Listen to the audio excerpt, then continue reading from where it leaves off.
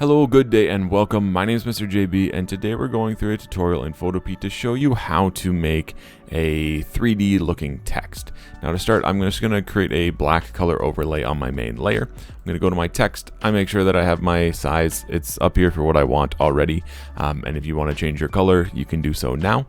I'm just going to end up typing in 3D text, and if it wasn't where you want it, you can highlight it, you can adjust the size, you can end up changing the color from here, whatever it is that you need. When you select the mouse tool and you drag it to where you want, make sure that transform tools are selected, or transform controls. That's going to allow you to grab and stretch and MacGyver this a little bit better and a little bit easier. Now making sure that my 3D text layer is selected, I'm going to go to Effect and I'm going to go to 3D.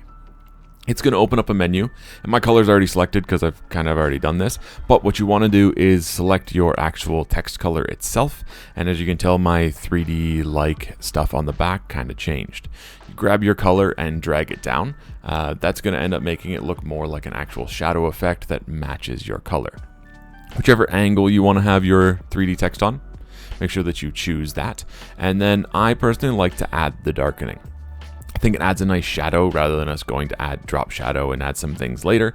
I think that looks really nice. The other option that we can do in this is inner glow. I do like how inner glow ends up looking, making sure that you have white selected. And then we are just going to end up going and we're going to end up messing with these sizes to get the actual kind of color popping that we want from this. Now again, depending on what your color is, you might have to do more or less of this to end up making sure that this looks the way that you want it. Again, we just want a little bit more of a brightness on the outside. It doesn't need to be perfect, but again, it will just make us have a little bit more of that pop. As you can tell from what I have to what I don't, it just adds a nice little brightness towards the outside, kind of give it kind of like a glowiness.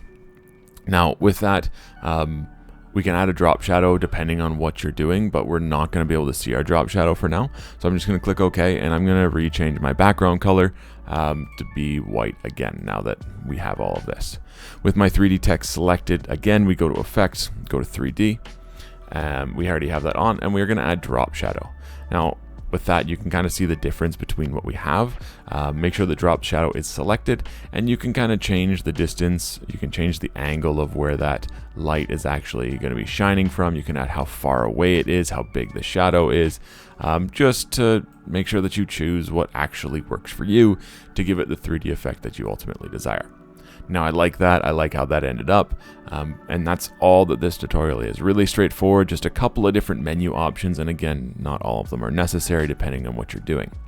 With that, that's all for today. Thank you so much for watching. I hope you enjoyed and I hope you learned something. Have a wonderful day, take care, and be safe.